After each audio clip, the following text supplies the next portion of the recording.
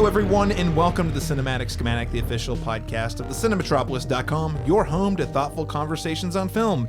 I'm your host, Caleb Masters, and today you hear the sirens. Wee woo, wee woo, wee woo. That's right, it's an emergency episode. We're bringing this show back slightly earlier than anticipated because we have to talk about the most important phenomenon that is happening in cinema this year, 2024, happening on Valentine's Day of all days. You remember the Summer of Morbius? Yes, and we failed to cover it. You know where you were.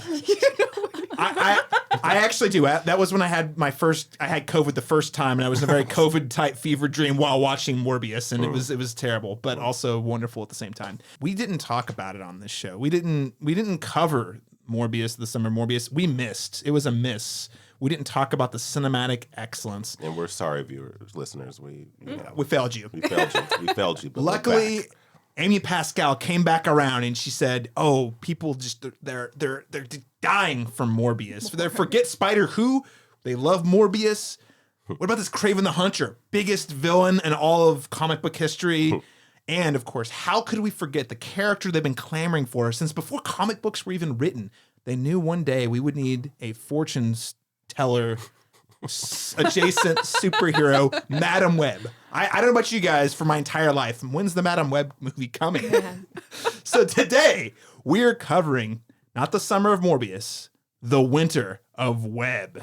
Oh my God. So we're going to start with an icebreaker question before jumping into spoiler-free-ish review before we get into a very in-depth spoiler discussion discussing the sophisticated and thoughtful themes that this film is putting forward to the conversation of cinema. My God. And joining me as always for the privilege to talk about Madam Web in our lifetime, my co-host and award-winning Oklahoma filmmaker, LaRon Chapman. LaRon, welcome to the show. Thank you for having me. You know that I love you because I'm here. Oh, it is a season of love. It is the Valentine's gift I didn't know I needed. Also, listen, do you want to hear a bunch of dudes talking about Madam Web? This is a gal pal movie, okay? Oh, no. So we invited a couple of our very favorite gal pals to join the show this week. She's a freelance writer, former host of Soundtrack, Alexandra Bohannon. Alex, welcome back. Hi, I'm so honored to be in these echelons of spider people that we have assembled around our table today because we don't have the license to say Spider-Man on the podcast. Spider-Man TM. Last, but certainly not least, I'm very happy to welcome back Chelsea Ratterman. She's reviewed a few other movies, almost exclusively comic book movies. Yeah. I hate to say it, but you did do Mission Impossible last year. I did. And this is the most important one. You did Cross the Spider-Verse. I think we did an Endgame episode a few years ago. Wait, I think you two were on that one together, if I'm not mistaken, maybe. I don't know. Maybe. Yeah. It's been a few years. Yeah. But you have viewed Endgame, but this is the most important one you've done so far, right? It's absolutely just, the hallmark of supernatural or superhero cinema. Thank you, Chelsea, for being here, You're coming once through with again. this. It's all been building up to this. This is the movie. This is the highlight of my career here. All right, listeners, and hey, if you enjoy this review of Madam Web and find it deeply insightful, like the insights of the movie, make sure to leave us a rating and a review, specifically on Apple Podcasts. We need 200 reviews, ladies and gentlemen. I need you, and I only have 40. So if you could step in and give us that rating, you might be entered for a chance to win some cool swag. So do the review and send your screen caps to the cinematropolis@gmail.com. That is the cinematropolis@gmail.com. And hey, we'll be giving away some more swag later this year. More to come on that soon. Without further ado, though, let's break the ice by talking about, I know webbin time's going to have to wait for 1 second. What is the most awkward movie you've seen either on a first date or Valentine's Day? Date. And you know what? Let's say date in general. But if it's extra cool if it's your first date or Valentine's Day. Alexandra Bohannon, I'll start with you. I feel so honored and privileged because I have the perfect answer for this story. When I was in high school, I was dating this guy who, reflecting, probably was too old for me, but whatever. And he came over to my parents' house, and it's like, oh, we should have a movie night. We're gonna suggest. So this is basically my very first, hey, meet my parents kind of situation. We had never, I don't even know if we had actually had gone on a date. So this would be, this was definitely our first movie that we ever watched together. So I'd say maybe our first date. So at my parents' house, he's like, oh, I have this movie in my trunk. I'll just come in and bring it in and watch it. We watched Donnie Darko with my conservative Christian parents on my first date with this guy who is much age inappropriate for me as I was in high school. So it's got Patrick Swayze. He brings all the moms and dads to the yard. Come on.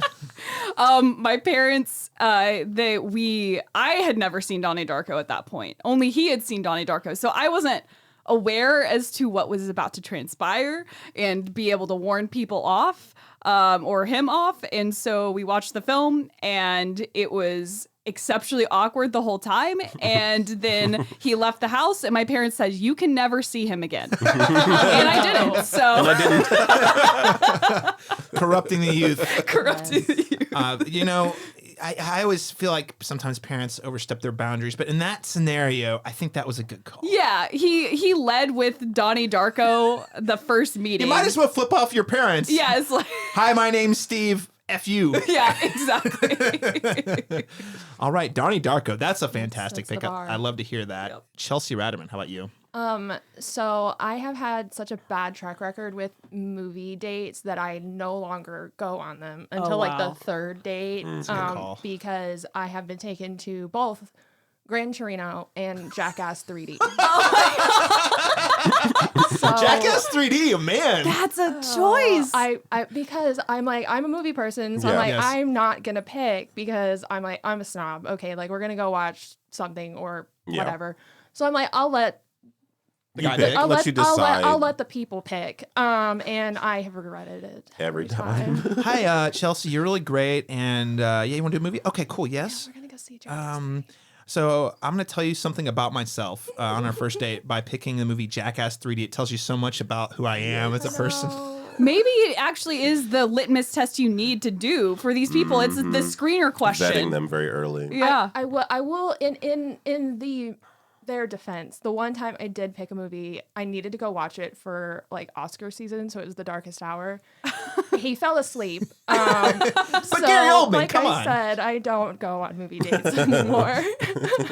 I think, saving it for a third date's a good strat. Yeah, third date. Yeah. That sounds solid because you have to talk the first two. So Yeah. I think third, definitely. You get to learn their taste before you pick the movie. Yeah. So what did you think, like when they were shooting the dildos at the screen in 3D? What was I your was what were just your like, thoughts? I need a drink. And I was not even 18 yet. And I was like, okay, sure. We need something to get through this.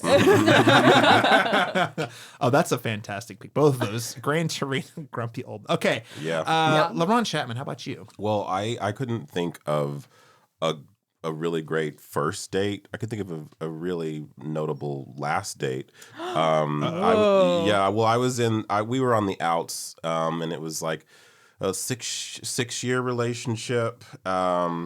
And we were both trying to discern, like what we still had to hold on to with one another, like still like in that phase of like, we have a history together, but it's not working anymore. You know what I mean? And so we watched Blue Valentine together. Brutal. And when That's definitely a breakup movie. and when I tell you, like watching that movie without saying a single word to each other, we were pin drop silent the whole movie and pin drop silent on the drive home. And it's like without saying a word, it was like we knew the movie told us, like this is the end. This is gonna be us. We have to stop this now. So and we did. And it was like I said, that was a hard goodbye, but man, thank you, dear and Seer in France, whatever his name is who directed it. Derek France. Derek France, yeah.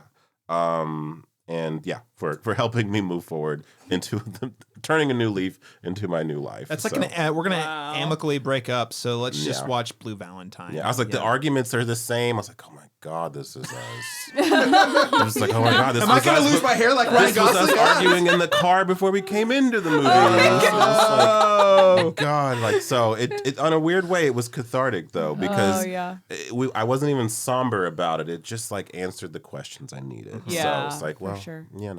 so that's a that is a great breakup movie. I have also watched that after, not with the person I was breaking up, but immediately after a breakup, and something cathartic about it. Helps you process your grief a little bit, and you just jump. The process of grief. You just jump like 3 steps from watching that one movie. Sick.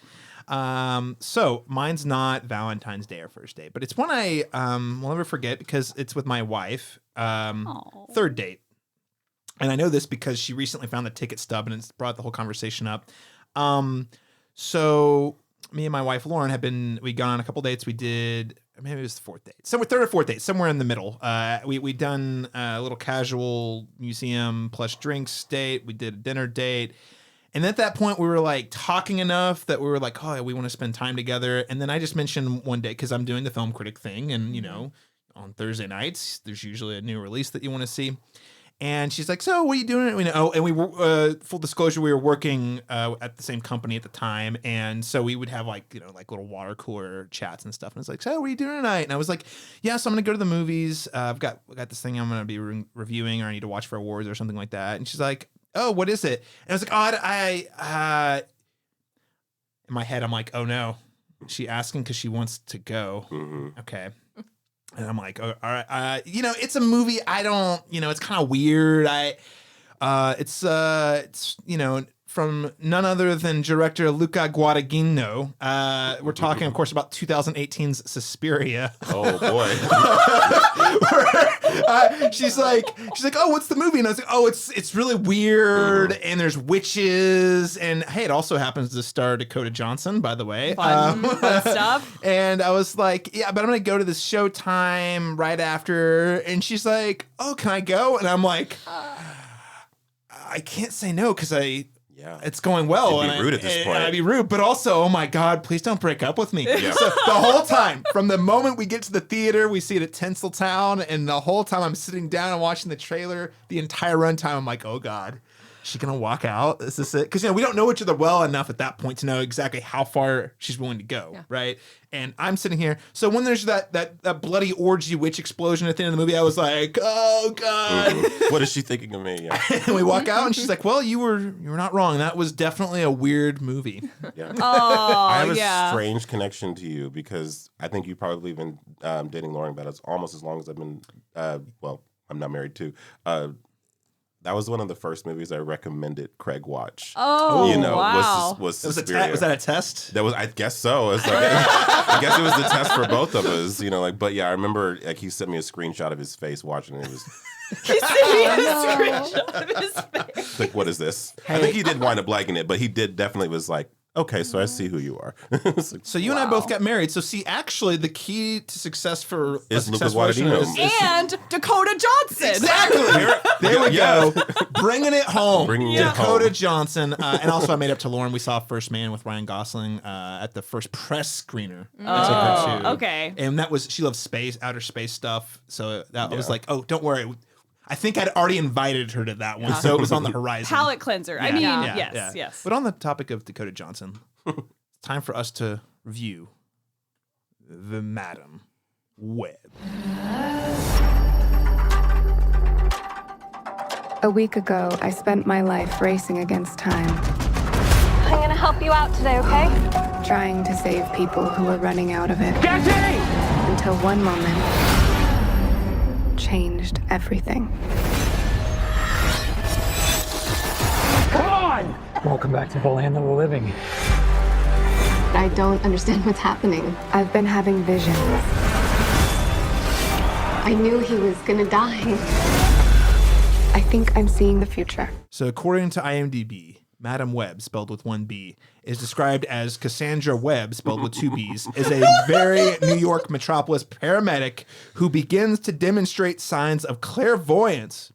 Forced to challenge revelations about her former, there's a word missing there, she needs to safeguard 3 young women from a deadly adversary who wants them destroyed. So a couple fun facts about Madam Web. This is the featured directorial debut film of director S.J. Clarkson, who is actually a very seasoned TV director with credits on many popular programs, including Dexter, Jessica Jones, and Succession, to name a few. Insanity that those... Yeah, one of these things is not like the other on that list. Yeah. I mean, Jessica Jones is a superhero, so it kind of makes sense why they would get her, right? Even better, though, the two of the film's co-writers, Matt Sazama and Burke Sharpless, are responsible for such cinematic masterpieces.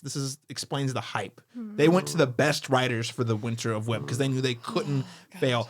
They co-wrote Dracula Untold. That is the Luke Evans Dracula movie from 10 or so years ago. The Last Witch Hunter starring Vin Diesel. Of course, Morbius, the masterpiece. And my personal favorite, and I'm not actually saying that non-ironically, from the list, Gods of Egypt, starring Jamie Lannister and Gerard Butler, and one of the most unhinged Gerard Butler performances I've ever seen. And that's someone who played in 300. So.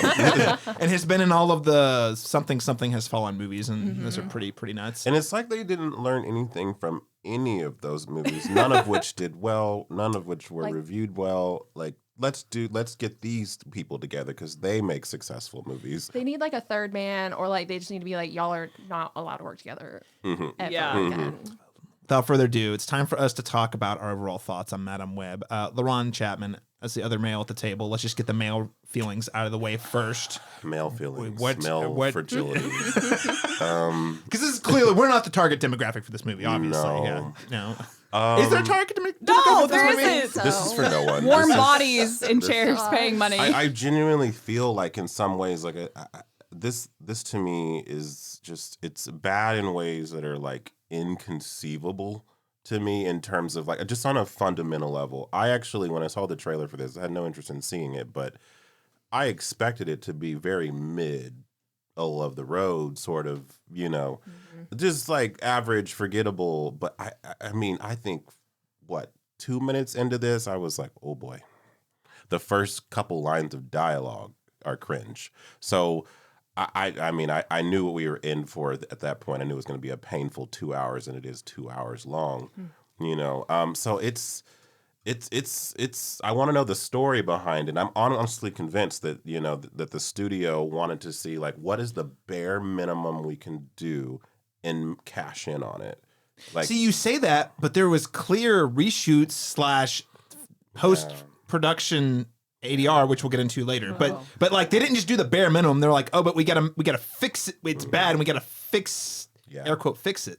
The real winner here, though, is Dakota Johnson's campaign for this movie. Yes. If you have been watching it, it's incredible. She does not give a shit about this movie. She still hasn't seen the movie, by the way. She does not give a shit about this movie. The quote is, "I haven't seen this movie as a form of self-care." That's the direct quote. Did you see? I think Dakota Johnson is actually. We don't give her enough credit. She knows what she's doing. Did you see her when they asked her about the name of the Spider-Man movies? She's like, "Spider-Man, here he comes," or something like that. She just made up some names. She's the most savage nepo baby. Yes. On the market today. It's true. Absolutely. It's true. Her and Kay Stewart are trying really hard for that. But The one of them, title. but Kristen Stewart's I do like Dakota Johnson too. I do too. Yeah. I think all of us kind of expected, Kay Stu's done, that she did the Twilight thing, which the irony of the fact that 50 Shades started as Twilight fan fiction online, so the parallels of these two women's careers are very there. And then Kay Stu, she exited at indie weird and having a fun time over here, and then Dakota Johnson's just pay me some money every once in a while, and I'll just show up and do. I'll do an something. Oscar movie, and then I'll do this. I'll do. Yeah, it's a little odd. Yeah. So, LaRon, again, we're gonna pass it to Chelsea here in a second, but I have to ask the question. I need dead serious here. Oh God. Only dead serious. So was the line from the trailer, the one that we all love so much? He was in the Amazon with my mom when she was researching spiders right before she died. Was that written by an AI, and why isn't it in the movie? Yes. It was written by an AI, and it was not. Why was that? That's what I'm here for. I'm here for that line. The point of this, I think. Yeah, it was not there. This whole movie felt like it was made by AI. It just feels cobbled together. It doesn't feel like a movie. It feels like just disparate sequences strung together with some thin veil of a narrative. It's so bad. It has to be seen to be believed. It's quite a tangled web. Yeah, a tangled web of yes, exactly. Please, Chelsea. Chelsea Ratterman, please save this conversation from despair. My thoughts on Madame Web are, there is there was something interesting that they just took and dropped it in the dumpster and said, we're just ignoring that. Because like the character, comic book wise, very minor, X-Men / Spider-Man character. Really interesting concept. Ties into the multiverse stuff they're doing very well. Fantastically, yeah. But I don't know. I think maybe these writers just hate women. I think they do. I really think they do. Because I would love to see the before, because we know that the script like changed 5,000 times. Probably like the A draft and the Z draft are like so completely different. It was, so we should also clarify it was set in 2003, which we'll talk more about that in a little bit. But I just want to clarify because at one point I heard it was set in like the 90s, and I don't know why, but they changed it. So anyway, yes, it was rewritten several times. Yeah, I am so confounded by this film. Was there like ever a moment? Okay, actually. What was the moment when you were watching the film where you said, oh no, it's even worse than I expected? The second that our male antagonist did not open his mouth and spoke.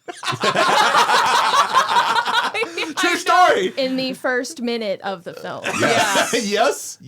That really happened. Yes, so that was when I knew my 2 hours was about to be fantastic. What was Amy Pascal on when she was screening this and saying, yeah, that's good. That's passable. She said, I'm still trying to survive. I'm still recovering from the Sony hacks. We're just here. We're just here. Alexandra Bohannon, what do you think of Madam Web? I have to say, this was a refreshingly bad movie. Like, it's not bad in a boring way. I was entertained the entire time. So I'm truly not mad at the time I spent watching this movie, because I haven't seen a movie in this flavor of bad in years.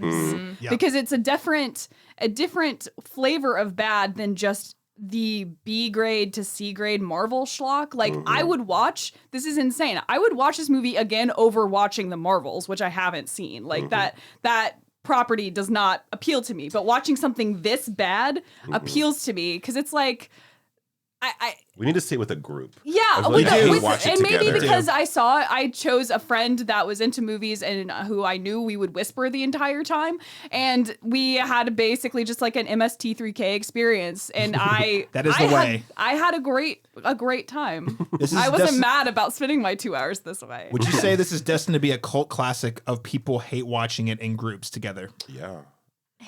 Hysterically, I did actually see a headline about that very topic where people were like, this is going to be a Valentine's cult classic. Oh my god. Yes. And the thing is the that room of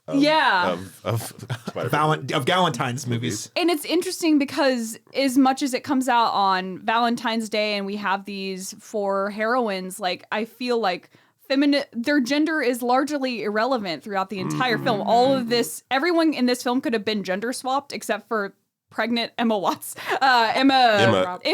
Let's call her Watson. Anyway, everyone could have been gender swapped and the movie would have remained the same. Yeah.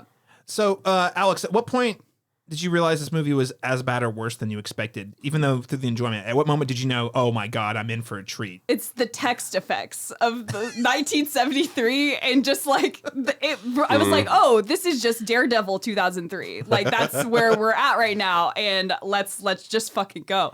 I'm excited.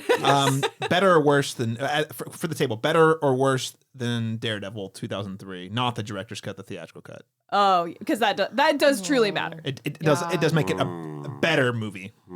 That is a great question. I mean, Daredevil's bad in different ways. Yes. I could still rewatch that I could rewatch it even though it's not great, because there's a nostalgic quality. Evanescence was a thing. It was a big deal to me. So, we also got there. Colin Farrell playing Bullseye, which is an unhinged performance. Yes.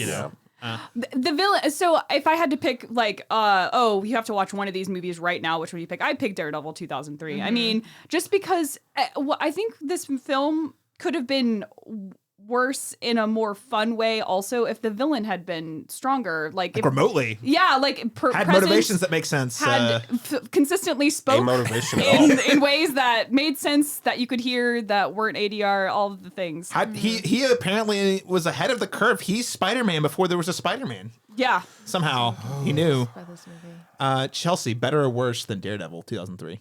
I'm gonna say, oh god, worse. Just because Daredevil 2003, like it's a 2003 superhero movie. Yes. I think that they knew what they were making when they made it. Yeah. And this one, I think that they really thought they were doing something. well, and with Daredevil, it's like studios were still trying to figure out what a comic book movie was. 100%. Right. Yeah. Like what the structure of it, how big it needed to be, how scaled down it needed to be, or how big, And so they leaned into the camp in the camp, yeah. of comic books. They were figuring that out. We have no excuse for this No. now. No. We have seen 48 of these movies now. There's no excuse for this. So follow-up question.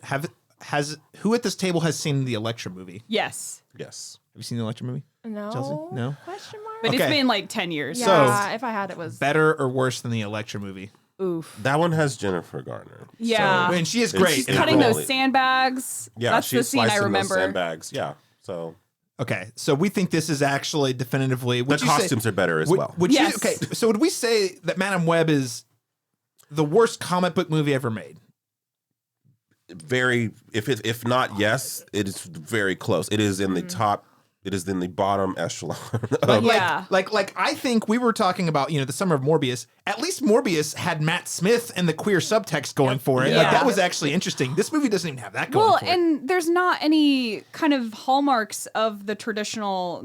I don't know if spoilers matter. If people No, care, not really, but- like it doesn't even have those traditional hallmarks. There's not even like a really big action. I mean, there is an action set piece, but it's all very like pathetic. Like nobody is super powered at that point, even though we were like kind of like implied in the trailer. It's like, oh, the women in costumes and things are going to happen. But then those things actually don't seem to happen in this movie at all and have no relevance. And it just ends up being that Dakota Johnson can see the future. And that's kind of see the future. kind of see the future when it's convenient, but not really. And then that's it. And I don't, I just wanted, Morbius at least had like a superhero person doing superhero things instead of, I don't know, everyone just kind of running around for a few hours. My favorite thing. Oh, go ahead. Yeah, oh, just in a funny, bad way. Anyway.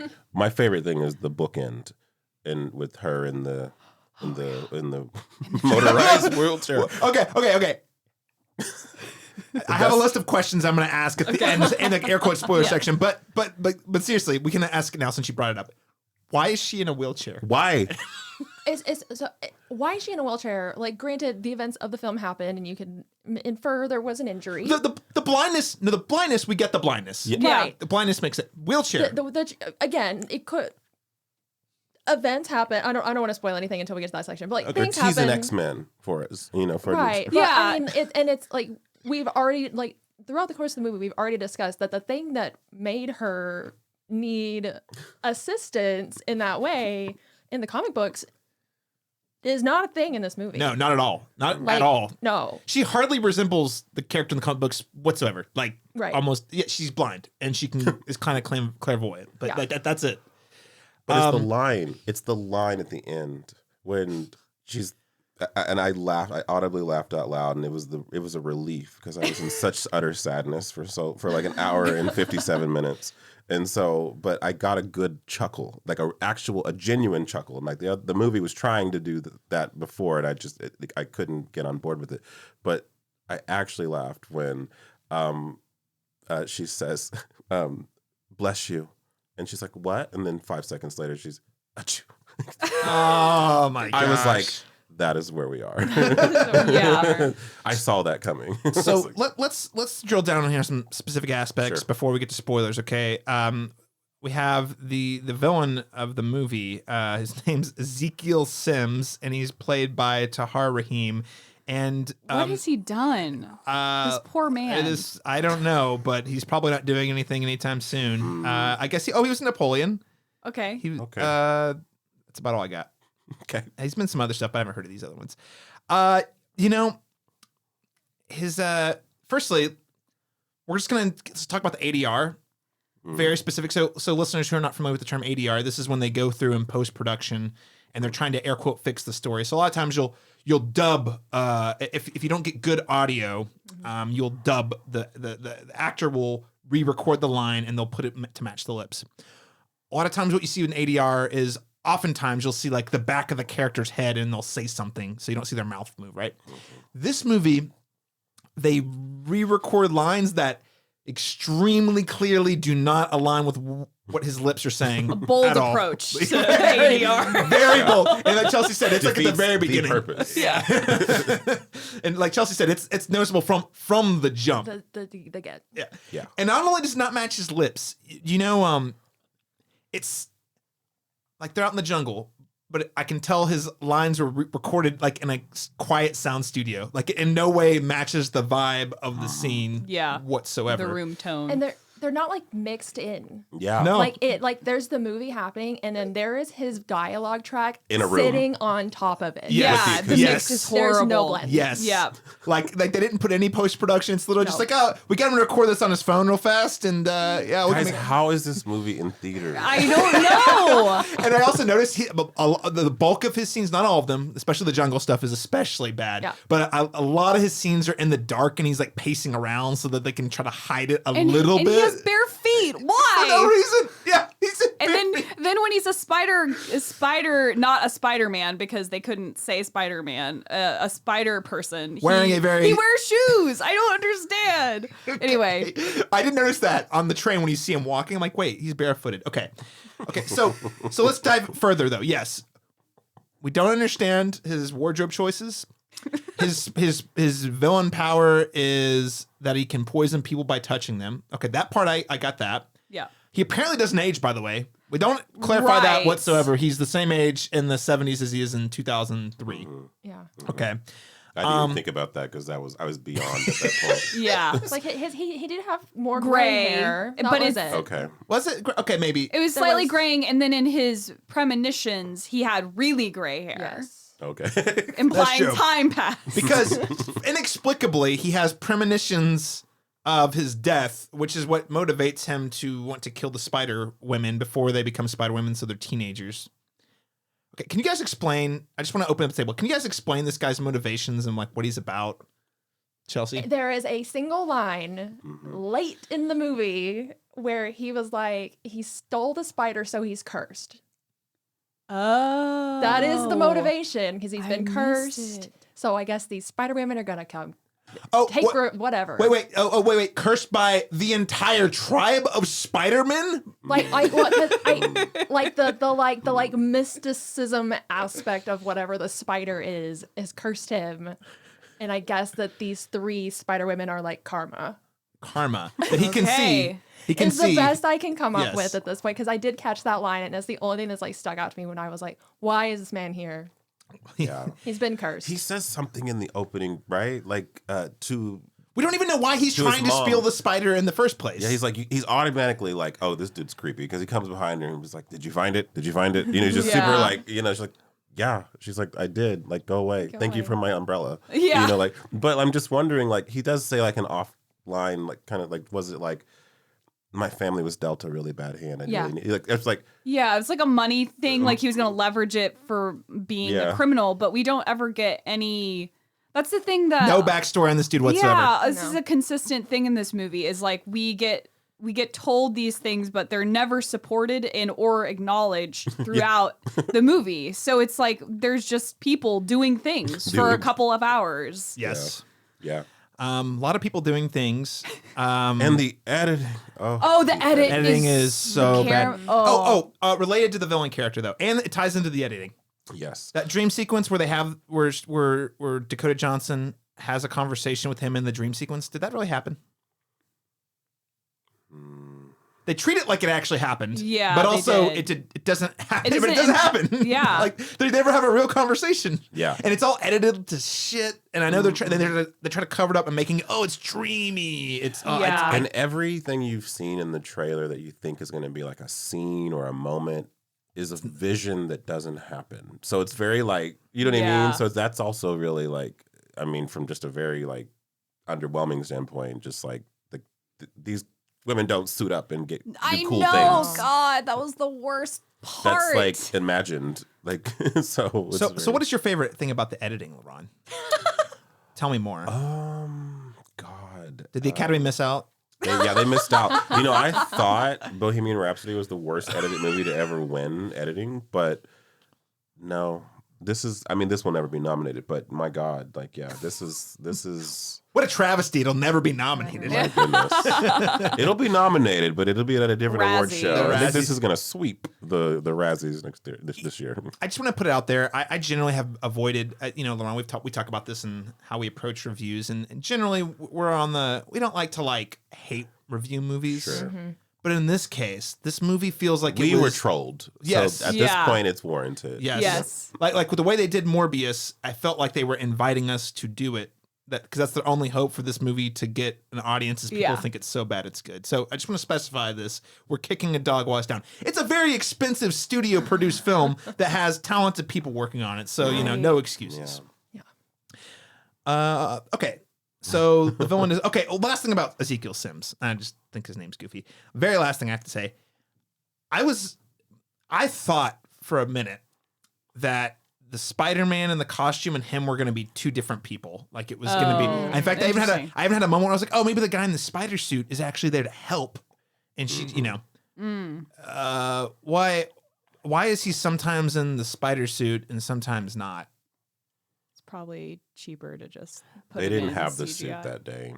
I mean, literally, there's like I said, there's just so many fundamental things that just are bizarre to me. Like you said, like, is he just so bad at acting that on the day that they're like, we're gonna have to just It's a suit day. We're just gonna have to do the audio. Oh, he's not available. He's such a busy actor. He can't come in for reshoots. Let's just put the guy in the costume. We didn't get a single clean line. We're just gonna shoot the whole movie again in a studio. Like, my God, it's like, so They didn't even follow their own logic of the suit, which is what if it's a secret identity situation because we see him out in public in the suit, right. Why in the dream sequence does she see his face? That's what I'm saying. Damn. Yeah. That's what I'm saying. Great point. Like, there's no consistency. It's just sometimes he's in the suit and sometimes he's not, including in the visions. Yeah, we're not hiding our identity anymore. Just leave it at home, I guess. Let's talk about the Spider Women who are not Spider Women in this movie. Nope.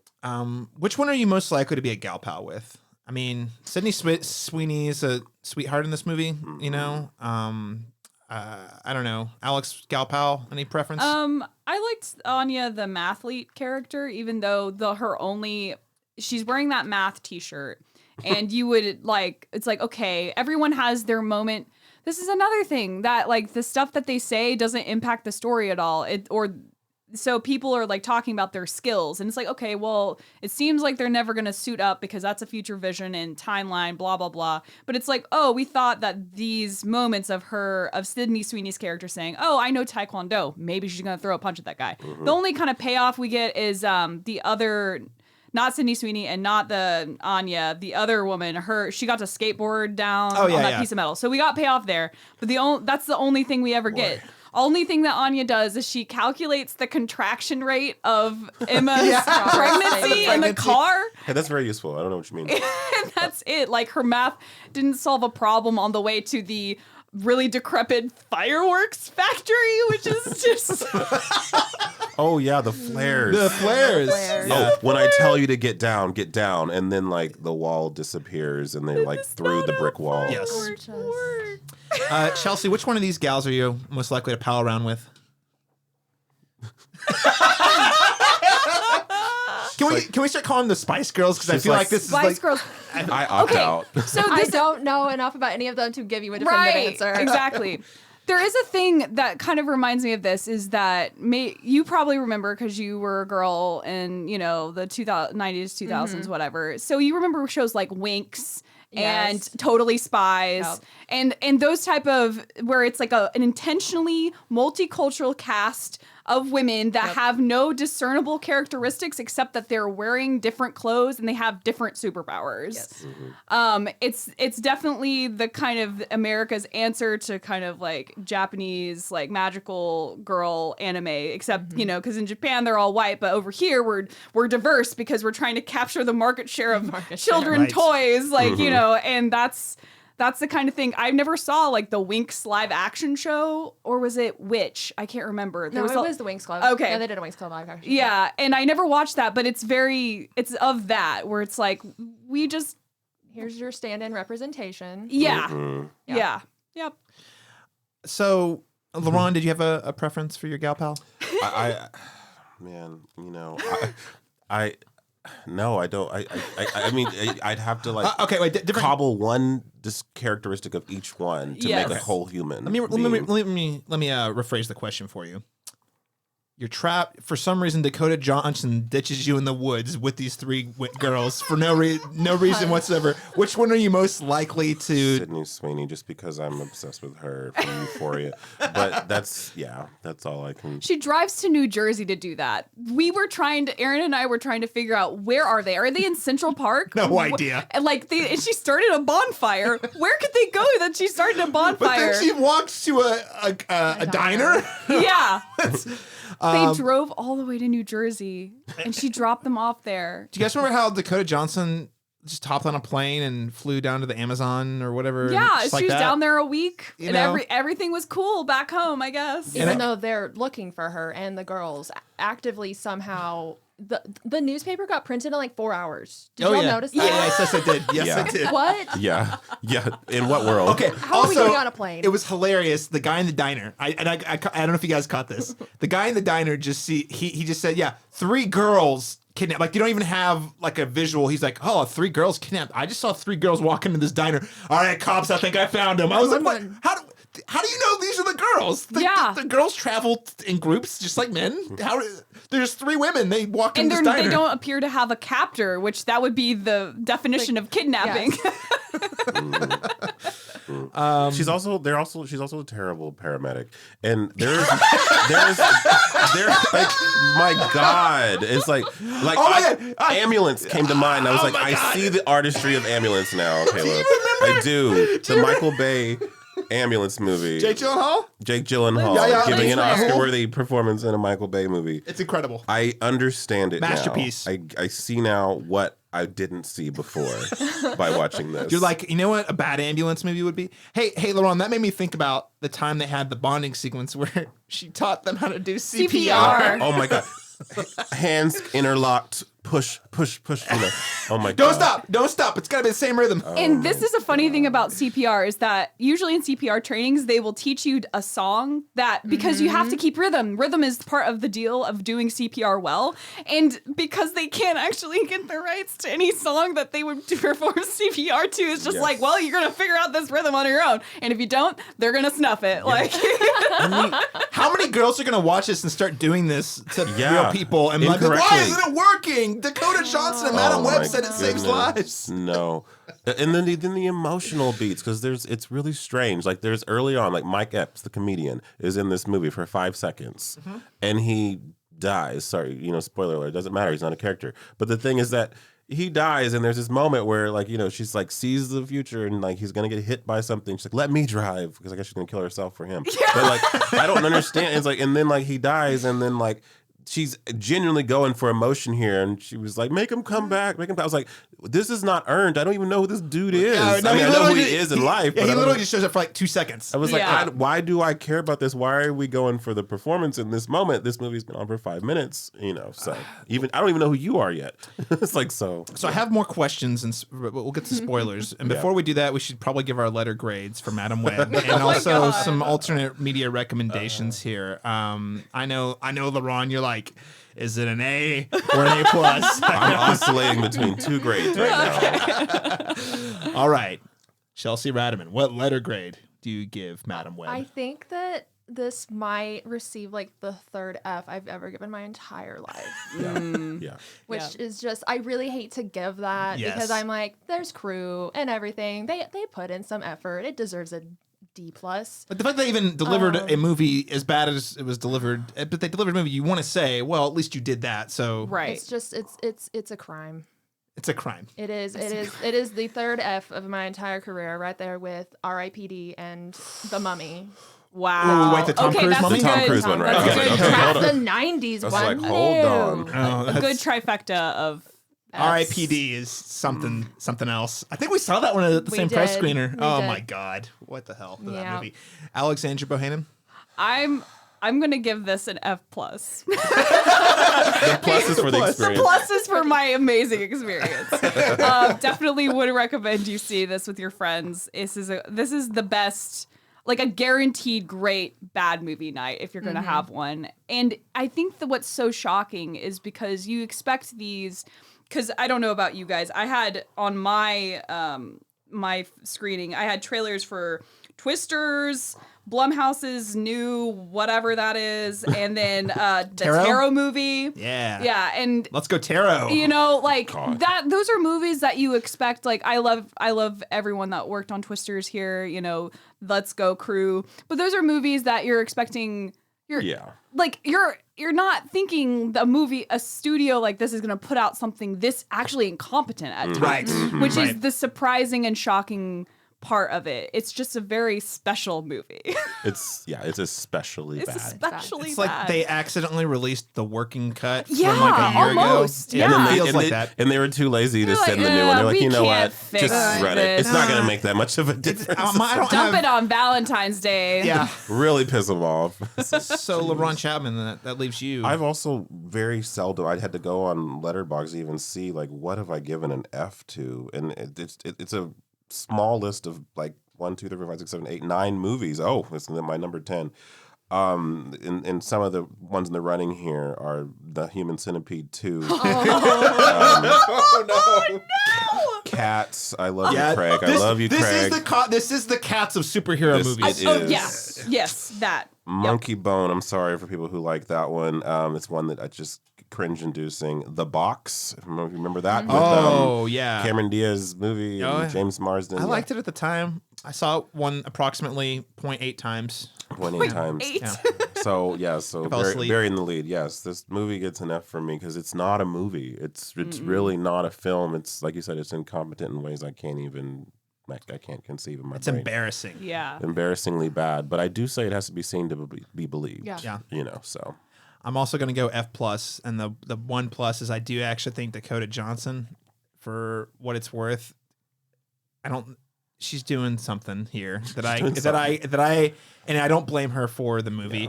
At least when at least in the last shot of the movie, she looks like with the sunglasses Yes. in the wheelchair. She's got the dorkiest grin on her face. Yes. I'm I like, know. you know what? That's a plus. That's why it got instead on Letterboxd, instead of getting a half star, it got a 1 star, and instead of an F, it gets an F plus. But ladies and gentlemen, this thing is an abomination. Stinker. It should never have been released. Amy Pascal should be ashamed of mishandling anything adjacent to the Spider-Man IP this poorly. Wowza. That's who I blame. I blame the Wowza. producers. This is watch it with a bunch of friends. I highly recommend that. Is Sony just like trying to tank the market value of the Spider brand to get Marvel to buy it back? That sounds very interesting. That's weird though, because they just made Across the Spider-Verse, which could win Best Animated Feature this year. It's True. beloved. Like- I mean, and No Way Home made like $1.5 billion. But it's weird. Maybe they need like a one-time cash infusion from Marvel buying the Spider people back, and they're like, we're just gonna make it cheap enough for them to do it and give us still enough of a bump because this is bad. The strategy had to have been either no one showed up to even approve this thing, or it's like, let's release a dud. Yeah. It feels like it Yeah. has to be that strategic. It's so bad. Because if this was made with intention and actual, like, you know what I mean, then that is actually scary. Listen, Yeah. if Batgirl and the Wile E. Coyote movie can get canceled Yeah. and this movie get released, you're like, no, And we you get what? force-fed this. Yes. Yeah. Then, yeah. It's like you could have just pull a card. If it's that bad, just pull that card. Be like, oh, we're canceling it for tax write-off purposes. Yeah. You know what I mean? Yeah. So much went that way. Ah, man. Okay, well, what other media would you recommend? Film, television, novels, music? Literally anything else. Yeah. Literally. Anything. Watch a Super Bowl Go commercial. outside, touch some grass, adjust some fresh to air. reality. Well, I actually had a recommendation Okay, here. yes. You know, if you are looking for a film about women who are trying to ditch just the most toxic man alive. You got to watch How to Lose a Guy in 10 Days. Okay. Okay. If you're looking Fun. for more gal pal movies, The Craft starring Nev Campbell. Yes. Good Okay, gal The pal Craft trope, is you know. banging. If you want to see other, if you watch the Super Bowl and you remembered, yes, Blake Lively is a person that's still out there, and you watch the Oscars and you're like, I love American Ferrera, you go with Sisterhood of the Traveling Pants. Oh my gosh, Caleb, just cutting it deep there. I And love lastly, just for nostalgia's sake for me, Mona Lisa Smile, that's a great gal pal movie. Come I on. enjoy that one, Yeah. even though Julia Roberts is fine. We don't have to talk about it. We don't have to get into it. We don't have to We don't get have into to it. Talk get about into a it. girl who's not for her girls, or whatever. It's fine. Also, Birds of Prey.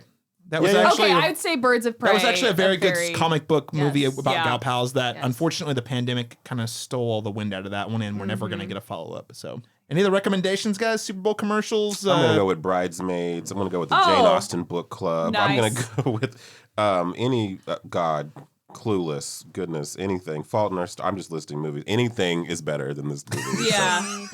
I would say for like spider content, Insomniac Spider-Man games. Those are great. a great Yeah. watch. Like I haven't played them, but I've watched Spider-Man 2 is quite good. friends play Yeah. them. Yeah, and they're really it gets you the kind of high of like, oh, team, especially the second one with Miles coming into the picture and the teamwork of, the spider people. And then, I guess that would technically, there's implications after the post credit sequence as of a female spider person coming into play. So there you go. But yeah, there's so much. Just go watch Spider-Man 2. Like, why are we fucking around with this? right. We go watch mainline Marvel if you want modern spider content, but just go watch Spider-Man. I'll go watch the 90s Spider-Man cartoon that does actually have Madam Web in several episodes. Yes, I remember that. Yep. All right. Well, we are going to move into the short spoiler section because I just have some questions I'm dying to ask, and then we'll lay this thing to bed. We'll put this thing out to pasture afterwards. So we've already put a lot of spoilers out there, but if you don't want to be in our very analysis-filled spoiler discussion, go ahead and tune out now. What happened to you, Mary Jane? I can't go on without knowing. Not as Spider-Man, not as anyone. Oh, how long you are, Spider-Man. As usual. No, not you again. I still have something very important for you to do. Have you forgotten that I have been preparing you this long while for the most important battle of your life? I remember all of my encounters with you, Madam Web. I want nothing to do with you. A few questions I have to ask. I'm just going to go down the list and keep them in short succession. Okay, we actually already answered one. Why was Madam Web in a wheelchair at the end? We've already discussed that, so we don't need to But here's my follow-up question. Ben Parker, the moral compass of Marvel, because he's the moral compass of Spider-Man, who is one of the more moral superheroes in the Marvel comics. Good guy, bad guy. He gets on board with the kidnapping really easily. Yeah, he doesn't ever ask questions. No. Let's mention who he's played by in those. You mean Adam Scott? Yeah. Adam Scott. Adam Scott, man. One of my choice. top celeb crushes. I of love all him. time. I love him, and he's in Severance right I now, know. which is he's great in that. What blackmail or what paycheck? I have to know. But yeah, Ben Parker, good guy, bad guy. What do we think? In this, Yeah. it's ambiguous. Ambiguous. But at minimum, incompetent. Yeah. Why would he take those girls out back in public? That whole last third act wouldn't have happened if they sat their asses at home. Like Yeah. that. Just yeah. Also, it's like, hey, I gotta go run to the Amazon real quick. Can you just watch these girls I kidnapped for a week? Oh, and your wife's expecting.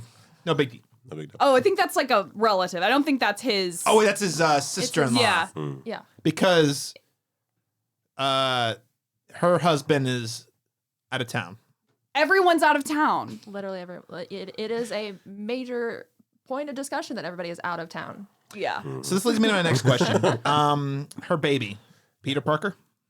Oh my god. We had a whole baby shower sequence, and it's like That is my favorite sequence. That is the sequence that stood out to me. Yes, it is. It is pure comedy. Yes. When she's describing to her that, my mom died during childbirth. She submitted a blank.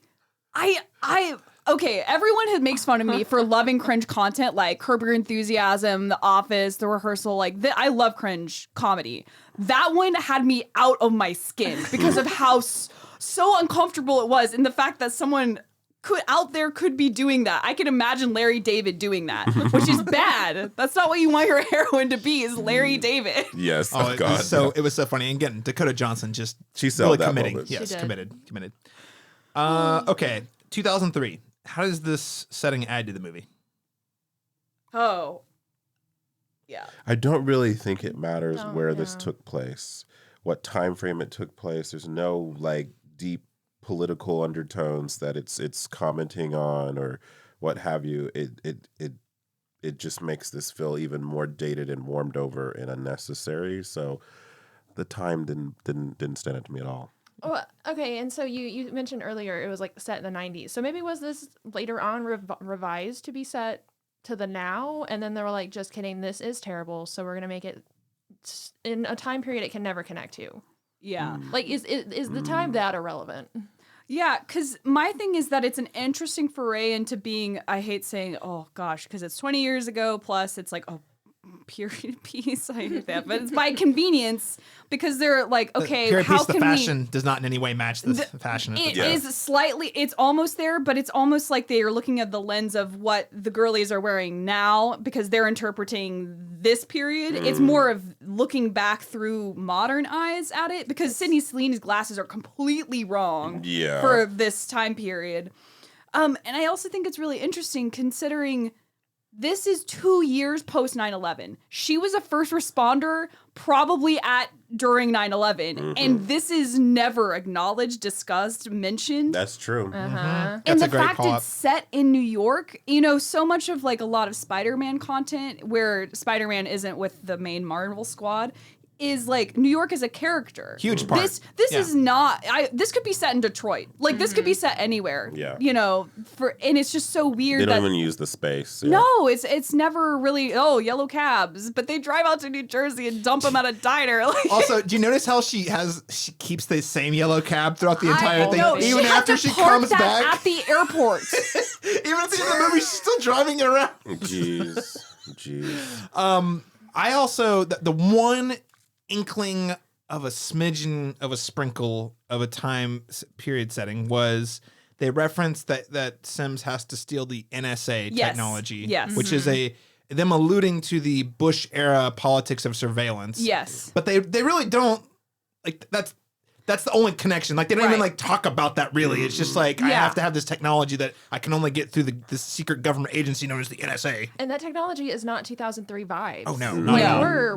we're 2010s looking Yeah, setup. exactly. Like it's definitely trying to ape those structures while still it can't actually be that setting. This is more like you were saying, like what we're experiencing with present surveillance with through phones and whatever and like GPS and everything. But yeah, it being NSA, it's like this movie isn't trying to do anything. But if I'm being charitable to this, it's like, oh, well, is it trying to make like a commentary in like a post 9/11 cinema way? No, because it's like we never engage with these ideas. It's just a relevant plot point that Miss Computer can track you wherever you are. It's again Like incompetent. Yeah. You could even make a passing line of 9/11. Right. Anxieties, nothing. Even just a line in there. We with started building this technology after the World Trade Centers went down. Yeah, or something like one that. line. anything. Yeah. One line. And then the computers that Chelsea, that's a good call out. It definitely feels like our idea of surveillance post The Dark Knight in 2008. Yes. Because you even have that big wall of computer monitors and you see the waves and it's like, yeah, but we weren't really thinking about that in our culture until after Yeah. like the late 2000s when everyone was like, oh shit, we're all being, you know what I mean? It just doesn't Right. fit at And all. what is he doing? Like whenever, like in the waiting period, like what is he like? He's gestating. Like he's just because like she's looking at the monitors. Like where are they? Where are we now? It's just like he's just sitting there in a suit, and I'm just like, what does this guy do? And he's not all even day? actually doing it. He's got some other woman who's working for Yeah. him for somehow, Yeah. and who's doing all the work. He's just pacing around. He's just pacing around, and the asking shadow's questions. trying to hide his lips. And then you know? also the fact that he would how did he get his dream people out of his head into the computer? Right. Oh my God. That was some AI. Yeah. Like, yeah. photos. So it does make you wonder if they re-skinned it I think they did. to be of Just say Who that was it's like, the 2000s. I know it saves this movie. If we just set it in 2003, it'll be And timely. then one obligatory, like they throw her little Nokia brick out the window. That's like the only piece of like that kind of of that time. She has an answering machine. All of this stuff that's like antiquated technology could have been reshoots. Oh So, yeah, definitely. Easily. Well, and it's just. I think it realistically could be that it was set in 2013. Honestly, yeah. And then they were like, and then if Retroactively added if they were originally going to like connect it with Venom or something like that to build out the Sony verse, and then they were like, this is not going anywhere. We're going to back it off 10 years. We have to back it off 10 years so that and it still doesn't match up. I thought about this where it's like, oh yeah, we have to make this line up with the timeline so that baby born here is Peter Parker, who's the same Peter Parker's in the MCU, but even then he's like what 15 probably in that movie, something like that. And Civil War, he shows up in Civil War, which is in 2016. Yeah. And so he would be 12. Like, you see, it still doesn't match up at all. No. You know, this bonkers choices. What was the name of the woman that Sims slept with? Did we get that? Did anyone get that note down? No. Okay. Just had to make sure I didn't miss it. She was NSA. Yeah. Hey, which of you guys stuck around for the post-credit stinger? Wait, there's a post-credits? I stayed through the whole thing and there wasn't. No, because that's the joke, Alex. Oh. There is not. Because you and I are the suckers who stayed around for the whole thing. Lauren, my wife Lauren, was with me, and she was so mad. She's like, I hated this movie, and you made me sit through the credits. Because I usually look it up. But for comic book movies, you just... And especially something as god-awful as this, you have to imagine they're trying to at least promote the next thing. Yeah. I literally leapt out of my seat as soon as like the credits were still rolling when I saw you in the hallway as you were going into this travesty. So yeah, Lauren, can you describe that? Actually, yeah, if you two could describe this interaction. So I was walking at our local film AMC in the mall here in Oklahoma, and I was walking down the Hall of Shame as I was like my head was down and I was half asleep. I will admittedly tell you that I nodded off 4 or 5 times during this because I'm running on fumes from hours and hours of working with no sleep. But I promise you I didn't miss anything. As I'm hearing it, I was like, yeah, I remember that. Yeah, I vaguely remember that. Yeah, so I wasn't like fading out of consciousness. That's actually what it looked like. Okay, cool. Like so, but yes, I saw Chelsea in the hallway, and she was on her way in to this travesty. And she looked at me and she's like, so thoughts? And I'm just like, I couldn't even find the words. And she was just like, all right, well, Godspeed. Godspeed. Enjoy that. He's like, I'm sorry that you have to experience this for the podcast. Exactly. It's like the instructional video. I was excited though, because I was like, I'm going to have a friend to watch this with me. And no. then I was like, oh no. We could have, I think I would have enjoyed it more if I saw it. We should have timed that better. We should have. We could have watched it and had a great time. Guys, next time like you did. Yeah, I had a blast. Next time we pick a movie like this, I'm going to organize a watch party together. That's the only way. Fabulous. I regret not doing it this time, honestly. But we do have Kraven the Hunter and Venom 3 to look forward to. That's true. So. Masterpieces such as Kraven the Hunter. That was my biggest disappointment when they shoveled it off the schedule last year. Yeah, travesty. Hey, okay, last thing. I have more questions, but we're running out of time, so I'll keep it short. Hey, is this movie the harbinger of end times? Have we reached the point? Is the Roman Empire about to collapse? Because this certainly feels like I don't really think about the Roman Empire often, but as I was watching this movie, it was very top of mind.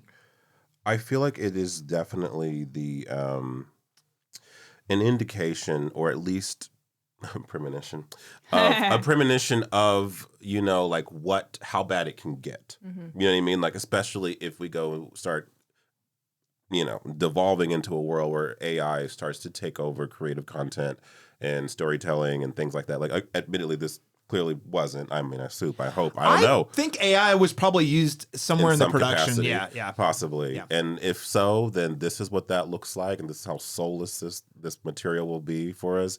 And you know what I mean? So it's not a future we want. So definitely let's not support that kind of content so that they can not even, entertain the idea of replacing actors with robots so that we can watch movies like this that don't even make sense, So yeah, I would say And it's an indication of what could happen. Hopefully we don't go down that road. So you're saying I'm hopeful that we will. This you're will saying be it's not the harbinger. This is the warning. This You're is saying this is the omen. You know, so we still have it, but we still have a chance to turn back. Yeah, Chelsea. I think that.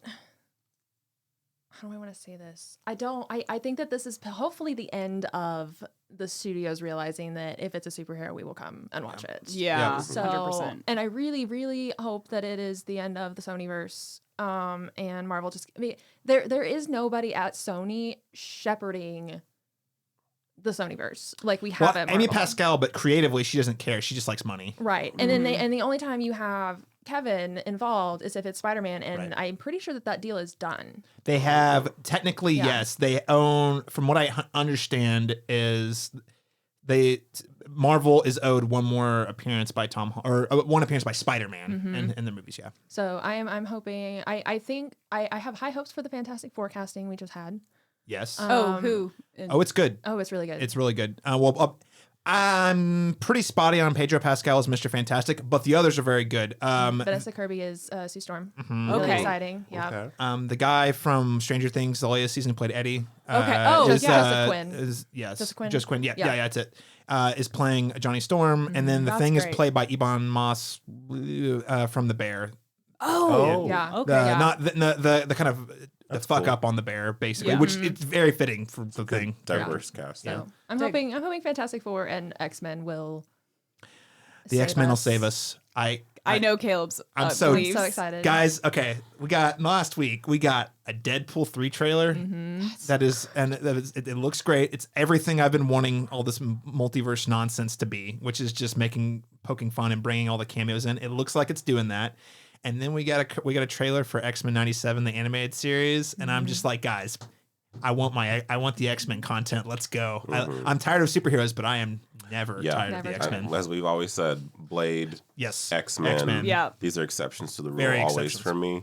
So yeah. No matter how Constantine. good or bad, Constantine. If we get another We're one, getting a sequel, for that.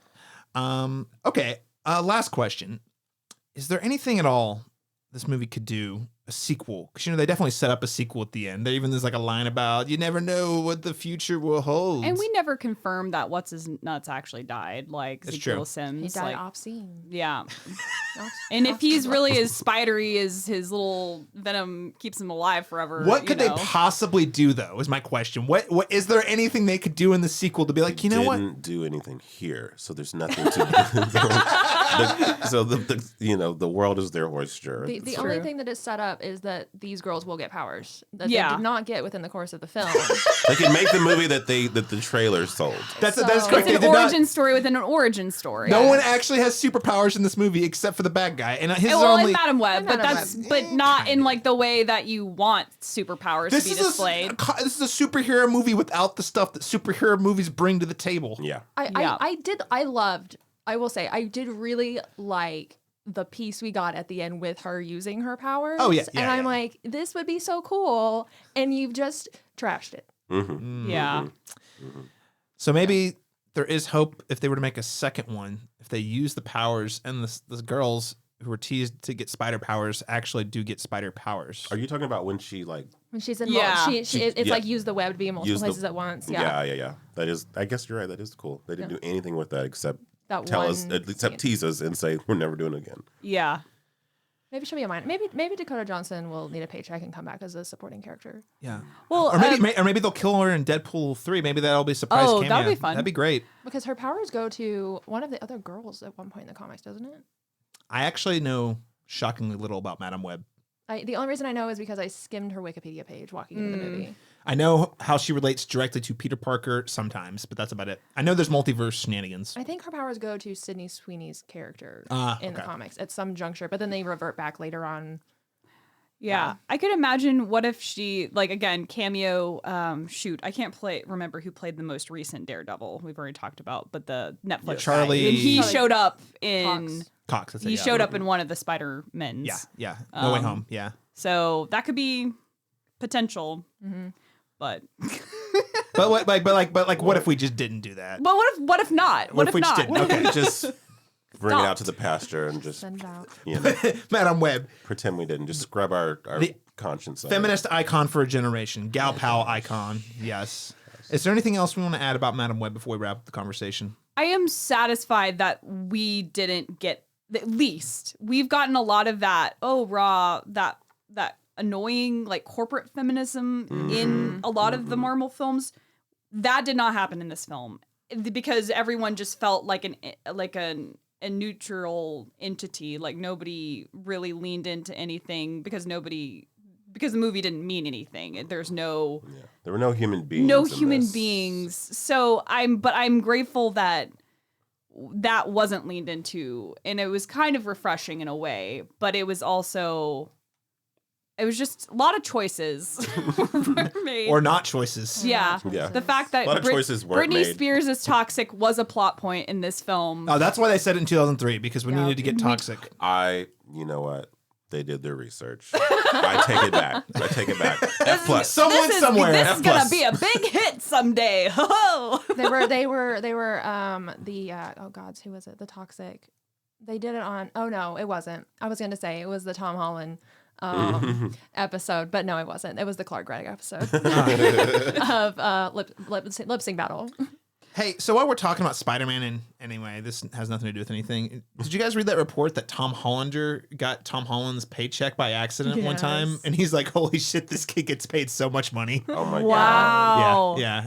That's surreal. Talking about Spider-Man content, that has nothing to do with Madam Web whatsoever, but I thought it was kind of funny. Yeah. What if your name was the same as a celebrity? You too could get multi-millions deposited into your bank account. By accident. I don't think I've ever texted it during a movie, but I texted once during this movie, and it was to tell a friend that they used the line with great responsibility, great power will come. Thank you. Yep. I forgot. Yep. Thank you, Alex. That was very important. You're right. We needed to acknowledge. We had to talk about We don't have the iconic line. We have this Yoda version. The reversed. Missy Elliott flip it and reversed it. I just hope. Here's what I hope. Really, at Chelsea, you said it well. I do hope this is the end of just comic. I think we are finally seeing the end of the gold rush for comic book movies. Not that we're going to stop getting them, but I just think studios are like, oh crap, we can't just put out a really subpar movie that'll make $300 million, $400 million just because it exists. Yeah. And because this right here, again, it's either such a wild oversight or very strategically bad. And either way you put it, they thought they could put it out and people wouldn't care. Exactly. Right. It's actually very insulting to a lot of people, and that's why I hope we don't reward them by showing up, including the talent on the screen. Yeah. Oh man. So I hope we don't show up in droves to make them continue to do that. Yeah. So. You know what's wild is the Venom movies, which actually are significantly better than this movie. They're not good, but they're significantly better than this movie. Those have made a lot of money. I think that's the problem. Those made a lot of money, and then they got the idea of, oh, we can do a Venom movie. Venom, who is probably one of the most popular Spider-Man villains. So they're just doing it with all of them, and I hope that this causes them to pause and say, wait, maybe not. Maybe not. All right, well, listeners, thank you so much for tuning in to this very important emergency episode. Do not say we never gave you anything. We did this for you. Like and subscribe, please. Please give Leave us a review. Please leave us the review. Thank you, LeBron. Chelsea Ratterman, where can people follow you online if they want to keep up with your takes on spider things? You can follow me on Twitter, because we don't call it X, at CinephileChels, or on Instagram at the same handle, or on Threads at the same handle. I'm not really using Threads, so I've figured out its place in my portfolio. things. It is growing in popularity, so it does make me think maybe I should, but also it's just more social media. Maybe I'll switch. Maybe we don't know. But you can find me on Twitter with all sorts of hot takes. LeBron Chapman. You can follow my reviews on thecinematropolis.com starting this year. Woohoo! We love to hear Super it. excited. Alexandra Bohannon. You can follow me in all my egregious product placement from Calvin Klein and PepsiCo at. We did. I just had to sneak that one in there. I think I want a Pepsi now, Alex. Thank you. You're welcome. You can follow me on Death Instagram. by Pepsi. So much Pepsi product placement. In fact, did Pepsi pay for this entire movie? They might have, because literally, it's in there so often. My eyes kept finding it. It was like, "Where's Waldo? There's Pepsi." Yeah. The Pepsi P falls onto him. So I know. go. So sorry, Alex, where can they follow your No, Pepsi you can. content? Oh, I had to let everyone know that they can follow me for more Pepsi content by Alex Bohannon on Instagram. Amazing. And of course, you can follow me on all the things at C Masters Talk. That's letter C Masters Talk, Letterboxd, Instagram, X, kind of. Yeah, all those places. Find me there. Or you can find all the things we're doing over here at thecinematropolis.com. Hey, we've got some cool episodes out. We're now back in full swing after taking a hiatus. Coming up next is going to be our annual Oscar special. Have a couple of very exciting guests joining us, Lauren and myself, as always. And then, hey, Dune Part 2 review coming after that.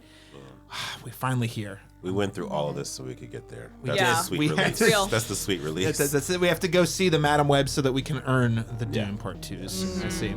Catch us all over at thecinematropolis.com, listeners. Until next time.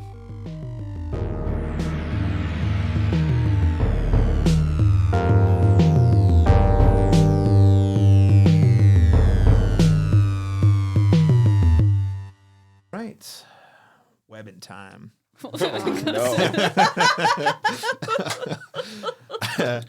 We're all stalling. No, I'm ready. I got it.